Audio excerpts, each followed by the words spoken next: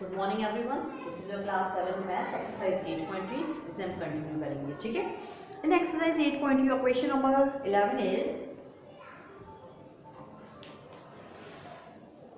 इन question number 11 क्या कहेगा? Question number 11 by selling 20 oranges sell करने के बाद the vendor gain a profit equal to selling price of 4 oranges. Means एक oranges 20 oranges को sell करा गया, बेचा गया, तो वेंडर को जो प्रॉफिट हुआ 20 ऑरेंजेस बेचने के बाद जो प्रॉफिट हुआ वो प्रॉफिट उसको 4 सेलिंग प्राइस ऑफ 4 ऑरेंजेस के बराबर, मतलब जो जितने रुपीस से उसने 20 ऑरेंजेस बेचे थे उतने रुपए में सिर्फ उसके 4 ही ऑरेंजेस बिके। मतलब 20 ऑरेंजेस बेचने के बाद जो सेलिंग प्राइस को मिली, जो पैसे उसको मिले, उसको 4 ऑरेंजेस बेचने पे वो सेम इक्वल प्राइस मिला, तो उसको 4 प्रॉफिट हुआ है। वेंडर के ना profit equal to selling price of 4 oranges. समझ रहा है ना? मतलब 20 ऑरेंजेस जो उसने बेचे थे, जितने की भी सेल करे उसको प्रॉफिट हो गया 4 ऑरेंजेस बेचने पे भी इतना ही। तो आपको यहाँ पर गेन परसेंटेज यानी कि प्रॉफिट परसेंटेज बतानी, तो हमें मालूम ही नहीं है कि उसने कितने में सेल करे, ठीक है ना? तो हम लिखेंगे let the sale of 20 oranges, the sale of 20 oranges, x हमने x माना, ठीक।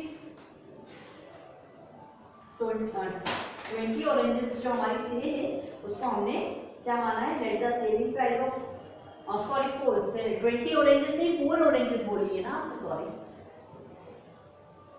Late the selling price of 4 oranges P x, हमने माना कि 4 ऑरेंजेस की सेलिंग प्राइस जो है वो एक्स है।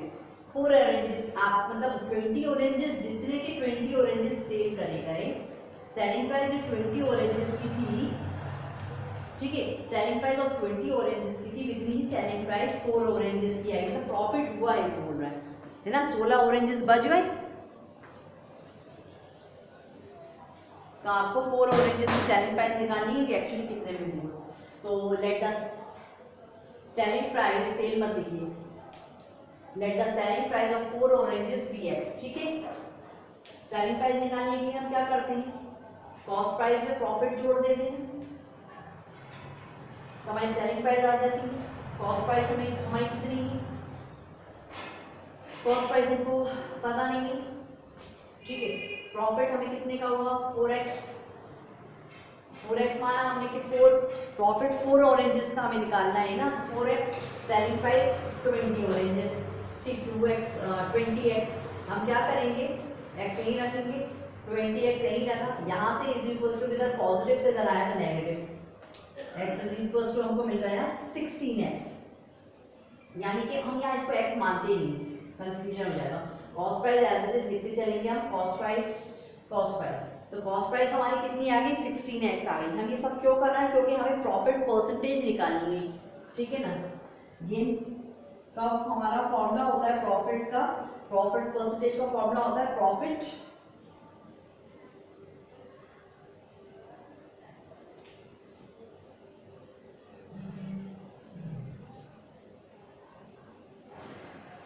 अपॉन कॉस्ट प्राइस इंटू में लेता है हमारा 100। प्रॉफिट कितने का हुआ हमको?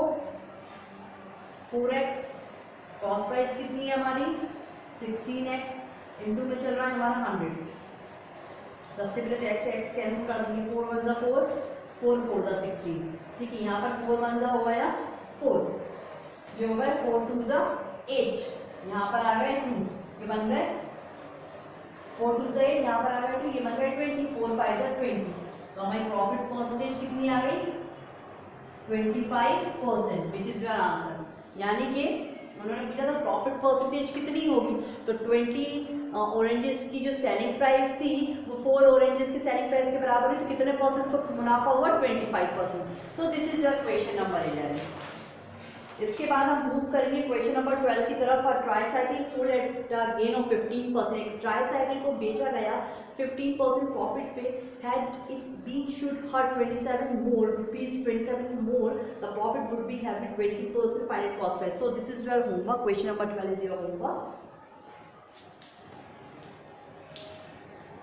Let's move question number 13। Question number 13 थोड़ा सा बड़ा है इसलिए हम रब करेंगे ब्लैक बोर्ड। क्या कह रहा है question? Shweta purchase of BCD pair. Shweta ने एक बीसीडी पेयर खरीदा।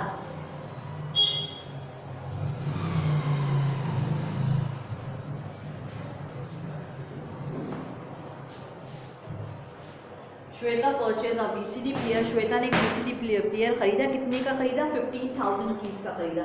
शी सोल्ड इट टू रानी, और रानी को उसने पे सोल्ड कर दिया। कितने percent? At a profit of 15%।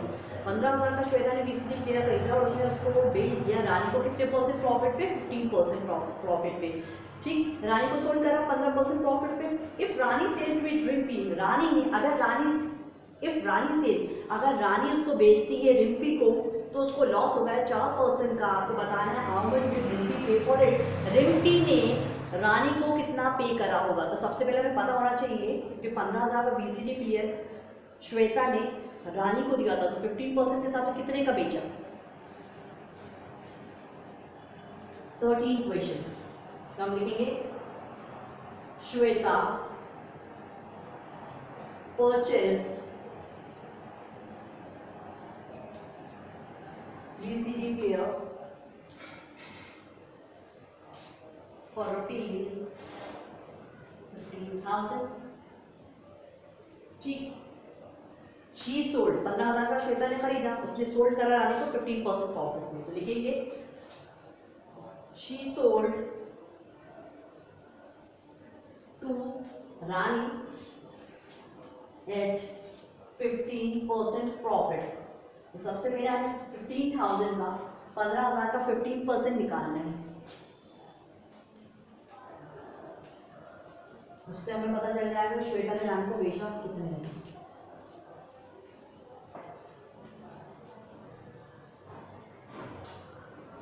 ठीक, 15 तो 15 से करेंगे कितना आ जाएगा? 225 आ जाएगा, और ये जीरो साथ में आएगा 2,250 रुपये। मतलब 15,000 का 15% कितना हो रहा है? 2,250। ठीक है, श्वेता ने कितने में खरीदा था? 15,000 का खरीद के लाई, और उसने रानी को बेच दिया 15% प्रॉफिट पे। तो उसको टोटल अमाउंट कितना मिलेगा? हम इसके अंदर इसको जोड़ देंगे। ठीक है, तो कितना हो जाएगा? 15,000 जो कि हमारा प्रिंसिपल का उसमें इंटरेस्ट जोड़ दो, ब्याज जोड़ेंगे, कितना बन के आएगा अमाउंट हमारा? 0, यहाँ से 5 और ये 2 हो गया, 5 और 2 हो गया 16, 17, 17,250। श्वेता ने रानी को 17,250 रुपये में बीसीडी प्लेयर बेच दिया। ठीक है, श्वेता और रानी का क्लियर हो गया। अब रानी, सॉरी मैंने क्या लिखा है कि रानी नहीं लिख दिया, मैंने रेन लिख दिया, sorry it's Rani not rain. ठीक, अब रानी रिम्पी को बेचती है, वो उनको 4% का नुकसान हो जाता है। तो हम 17,250 का 4% निकालेंगे लॉस। तो हम लिखेंगे रानी, फिर Rani sold sell to Rimpi. ये स्टेटमेंट लिखना जरूरी है because report problem. Rani sell to Rimpi at 4% loss. Mention जरूर करेंगे हम, लॉस हुआ या प्रॉफिट हुआ। यहाँ प्रॉफिट हुआ तो इसलिए प्रॉफिट इतने का हुआ प्रॉफिट, और यहाँ पर लॉस हुआ तो कितने का हुआ? 17,250 का 4% निकालना है लॉस। देखते हैं 4% ऑफ 17,250। देखिए प्रॉफिट होगा तो जुड़ेगा, प्रॉफिट मतलब फायदा हुआ है आपको तो जुड़ेगा। ठीक है, और नुकसान हुआ तो फिर डिडक्ट होगा। तो अभी 4% निकालेंगे 17,250 का, फिर उसमें से जो भी हमारा आएगा इंटरेस्ट, जो भी हमारा आंसर आएगा उसको हम डिडक्ट करेंगे 17,250 में से, बिकॉज लॉस हुआ है आपको। लेट्स सी, क्या इजी क्वेश्चन है, ऐसा कुछ ज़्यादा। ठीक है, 5 से ले लीजिए इसको।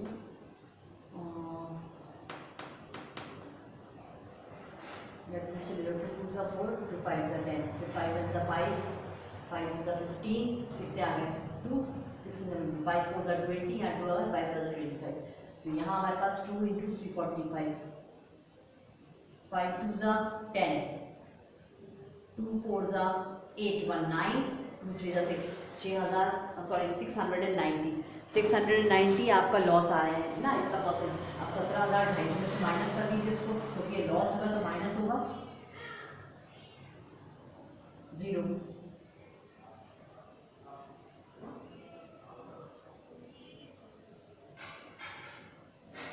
कितने हो जाएंगे 15 यहाँ से 5 और यहाँ से 6, यहाँ हो जाएगा 16, यहाँ हो जाएंगे हमारे 11, कितने बचेंगे 4 और 5, ठीक 16,560, ठीक। क्या आया हमारा जब हमने इसको माइनस करा 16,560,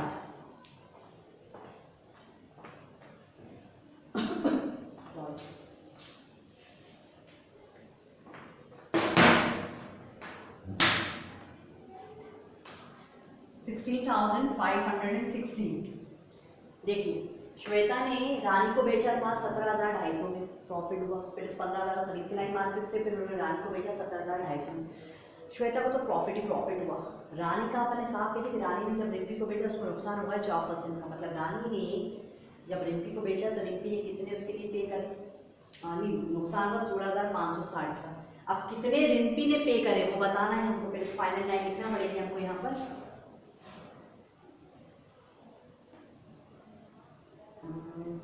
क्या करेंगे तो यहाँ पर इसके लिए हमें स्टेटमेंट लिखना पड़ेगा, हाउ मच डिड रिम्पी पे फॉर इट, तो 16,560 रुपये नुकसान हुआ। टोटल कितने का था, 17,250 का माइनस कर दो इसमें से, 17,250 माइनस 16,560,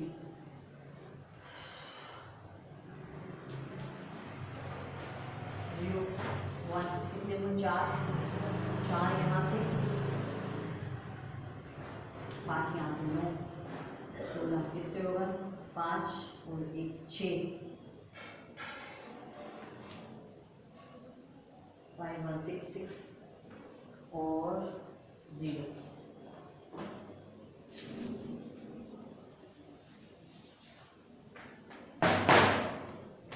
ठीक, क्रॉस चेक भी कर लिया हमने, ठीक। यानी श्वेता 15,000 का खरीद के लेकर आई थी बीसीडी प्लेयर, श्वेता ने रानी को 15% प्रॉफिट पे बेच दिया, तो श्वेता को कितने मिले 17,250 रुपये। ये तो श्वेता का क्लियर हुआ है। दूसरी चीज वो कह रहा है अगर रानी रिम्पी को बेचती है और उसको नुकसान होता है 4% का, तो आपको ये बताना है कि रानी ने रिम्पी को कितने में बेचा होगा, मीन्स मतलब रिम्पी ने फाइनली रानी को कितने पैसे दिए होंगे उस बीसीडी प्लेयर के लिए, ठीक है 16,560, मतलब रिम्पी ने रानी को 16,560 रुपये दिए। तो फाइनल लाइन इसके लिए ये लिखेंगे रिम्पी डालेंगे इसके आगे, रिम्पी पे for VCD player rupees 16,560 rupees. Rimpy ने 16,560 रुपये पे करे किसको, रानी, ठीक। This is a question number 13। Let's move question number 14।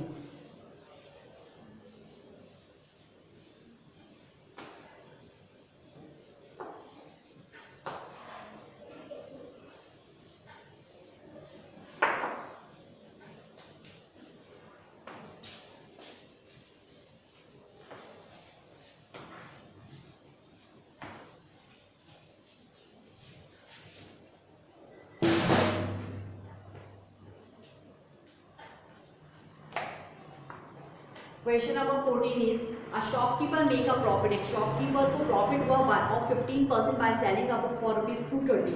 एक शॉपकीपर ने एक बुक बेची जिसमें उसको प्रॉफिट 230 रुपये की बुक बेची, ठीक। सेलिंग प्राइस उसकी 230 थी बुक की, उसको प्रॉफिट हो गया 15% का। आपको कॉस्ट प्राइस बतानी है उस बुक की और एक्चुअल कितने रुपए का प्रॉफिट हुआ, प्रॉफिट भी बताना है कितने रुपए का हुआ, कॉस्ट प्राइस बताना है। तो सेलिंग प्राइस क्या है बुक की, selling price of book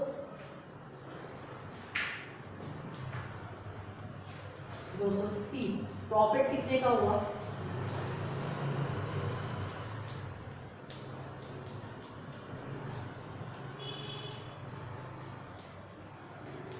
15%। Finally निकालना क्या है आपको, कॉस्ट प्राइस निकालनी है। कॉस्ट प्राइस के दो फॉर्मूले होते हैं, एक प्रॉफिट के लिए, एक लॉस के लिए। आपको यहाँ प्रॉफिट हुआ तो प्रॉफिट का फॉर्मूला लगाएंगे हम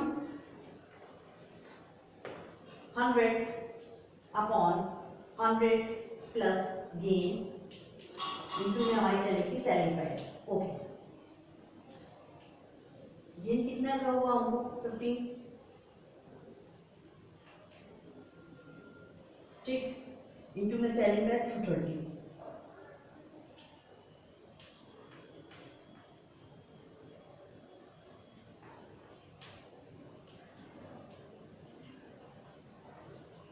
जो कि 115 है, 115 वन जा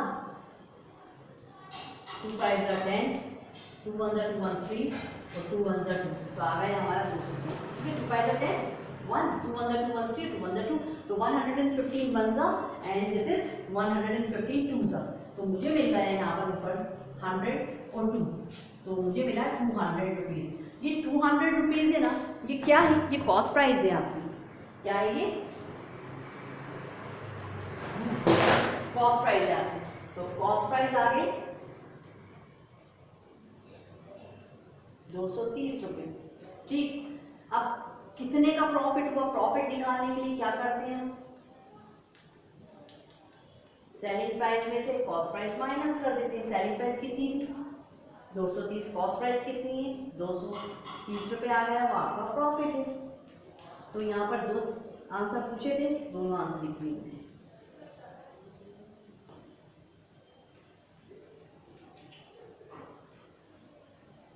ये भी आंसर है, ये भी आंसर है। इसके बाद हम मूव करेंगे नेक्स्ट क्वेश्चन की तरफ, which is question number 15 and this is the last question of exercise 8.3।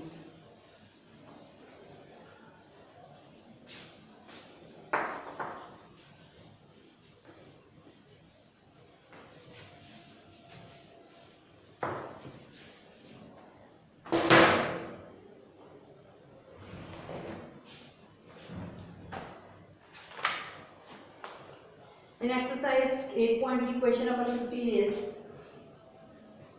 Book seller, एक बुक सेलर है जिसने सेल करी ऑल इज बुक, उसकी पूरी बुक सेल कर दी, उसको प्रॉफिट हुआ 10% का। If he buy a book from a distributor, अगर उसने डिस्ट्रीब्यूटर से बुक 200 रुपये की खरीदी थी, how much does he sell for it, तो फिर उसने कितने रुपीस की उन बुक्स को बेचा। हमें सेलिंग प्राइस यहाँ पर निकालनी है, लेकिन प्रॉफिट परसेंटेज है।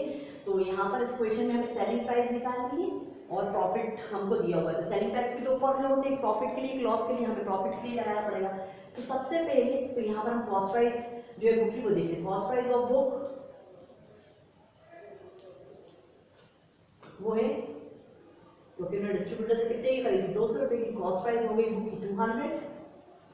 अच्छा, प्रॉफिट हमारा कितने का हुआ है? 10% का। चलिए, सेलिंग प्राइस निकालनी है आपको। सेलिंग प्राइस का फॉर्मूला प्रॉफिट के लिए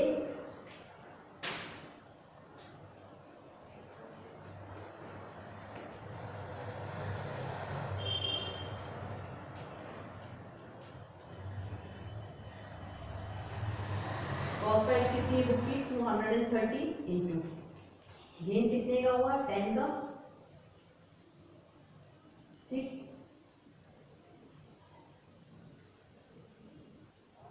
कितने हो गए? 110 अपॉन में चल रहा है मेरा 100।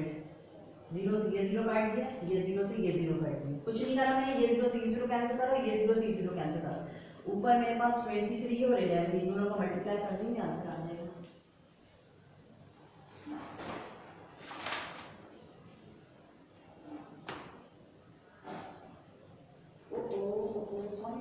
सॉरी, कॉस्ट प्राइस हमारी 200 रुपये। सॉरी। ठीक है, कॉस्ट प्राइस कितनी है हमारी? एक जीरो यहाँ से काट दिया, एक जीरो यहाँ से काट दिया। ठीक है, एक चीज दोनों हो सकती है, चलो कोई बात नहीं। 110 है, ये दो जीरो मैंने कैंसिल आउट कर दी। मेरे पास से 11 आसान हो जाएगा, उससे कुछ नहीं होगा। 11 ऊपर मेरे पास बचता है, ऊपर सिर्फ 2, तो यहाँ बचता है 110। 110 को 2 से लेना है, 2 0 2 0, 2 1 2, 2 1 2, तो मेरे पास आ गई सेलिंग प्राइस 220 रुपये, 220 rupees.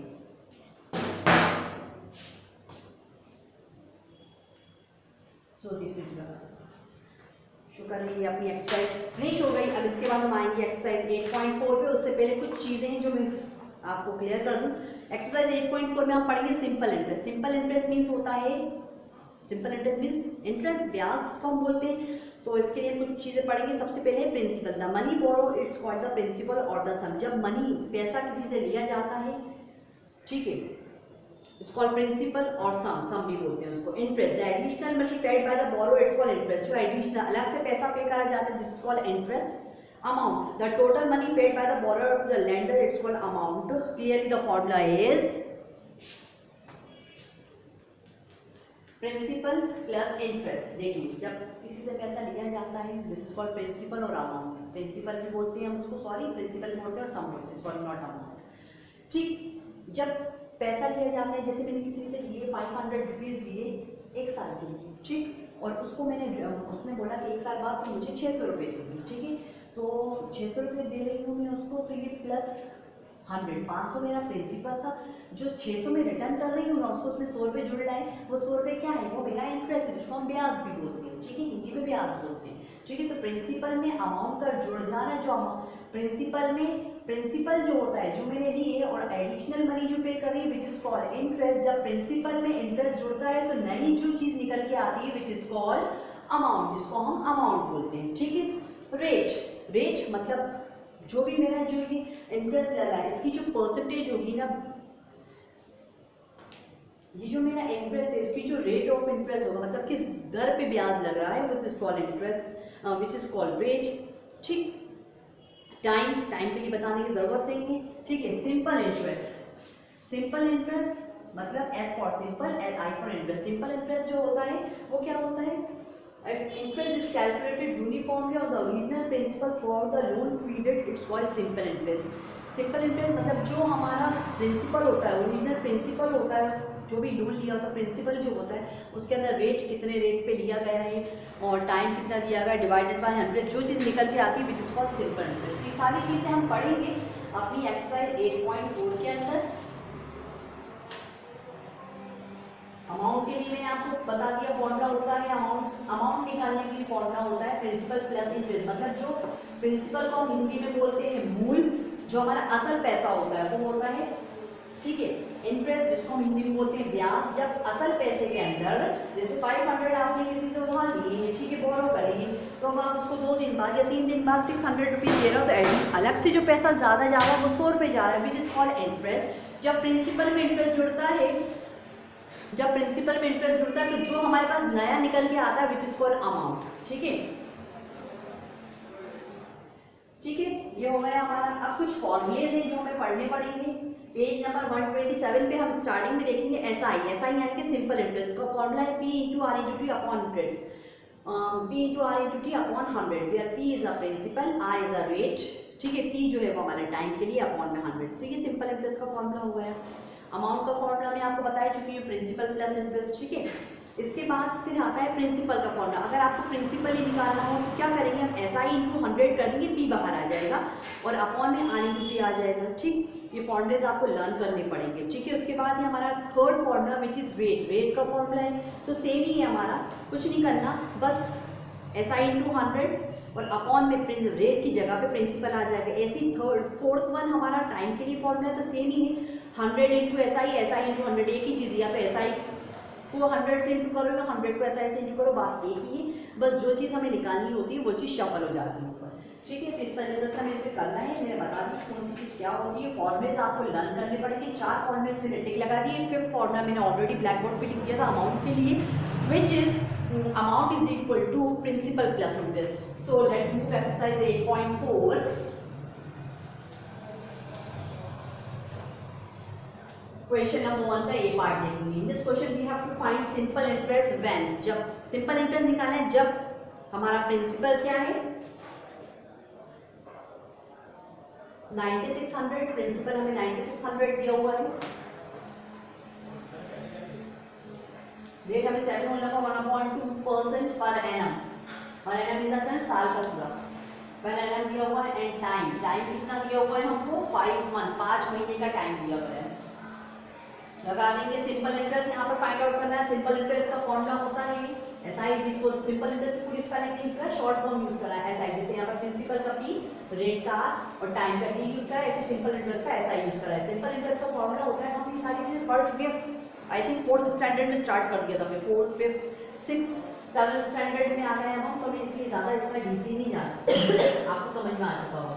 Sorry, P into R into T upon 100 where P is a principal, लिख देंगे, वैल्यूज डाल देंगे, रेट, तो ये हो जाएगा हमारा, पहले इसको बोल नंबर चाहो तो यही ब्रेक कर दो, 2 7 14, 14 1 15, 15 अपॉन 2, टाइम कितना दिया हमको 5 मंथ्स, तो 5 मंथ्स जो हमको दिया है, तो मैं यहीं पर इसको ब्रेक डाउन करूंगी, 5 अपॉन 12 करूंगी। वाई 12 क्यों लिखा है मैंने, because 1 year is equal to 12 months, एक साल में 12 महीने होते हैं, इसलिए यहाँ पर मंथ से इसको इसलिए डिवाइडेड बाय हम 12 कर देंगे, समझ आया। और अपॉन में 100 जो चल रहा था वो चलेगा, सबके लिए अपॉन देंगे, ये आप 100 जो है ये सबके लिए, ये रेट का इंडिविजुअल था, ये टाइम का इंडिविजुअल है, और ये 100 सबके लिए, ठीक है। कैंसिल आउट कर दो, सबसे तो 0 से 0 कैंसिल आउट हो जाएंगे, ठीक है। ये हो जाएगा 2 1 2, 2 4 8, 1 2 8 16, 12 1 12, 12 4 48, अब हमारे पास ऊपर बचता है सिर्फ 4 और 15 और 5, 15 5 का कितना होता है, 5 5 25, 2 5 5 6 7 75, और यहाँ पर ही मेरे पास 4 मल्टीप्लाई कर देंगे, 5 4 20, 4 7 28, 29 30, तो मेरा सिंपल इंटरेस्ट आ गया 300, ठीक है। This is your answer. इसके बाद हम देखेंगे सेकंड क्वेश्चन, इसको आप कॉपी कर लें। सेकंड क्वेश्चन,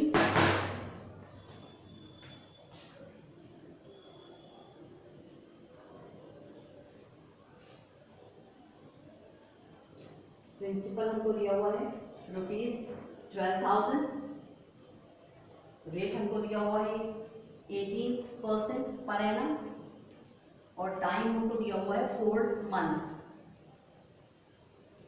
तो 4 मंथ का तो यहाँ पर 4/12 हो जाएगा। सिंपल इंटरेस्ट का फॉर्मूला लगाएंगे हम, P into R into T upon 100, where P is a principal which is 12,000, rate 18 and time is 4 upon 12 because it is month में 1 year is equal to 12 months, that's why, ठीक है।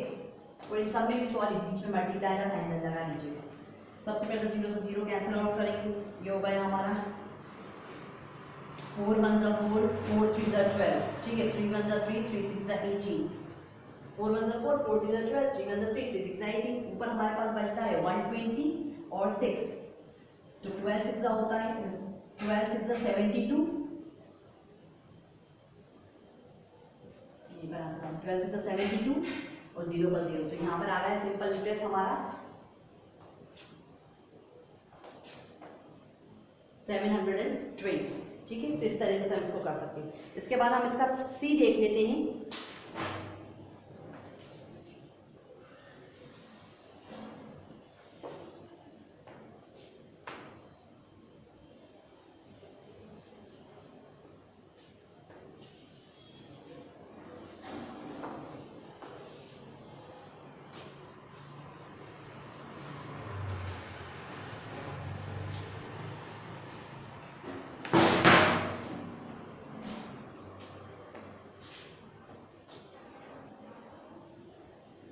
ठीक है, first का see, your principal is 1000, rate हमको दिया हुआ है 10% per annum and the time is 73 days.